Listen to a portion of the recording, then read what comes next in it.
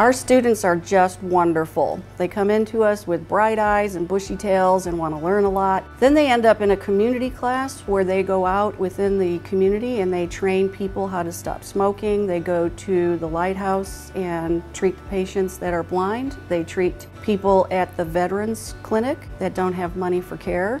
Our students become wonderful educators through their time in the program. After they do that, they do the preventive services on a patient, but more importantly, they teach people how to take care of themselves. Our program is probably one of the top programs in the state of Florida because we get to develop good relationships with our students, help them grow as a professional with ethical behaviors, and we also have a chance to do one-on-one teaching with them in the clinic, which is very important.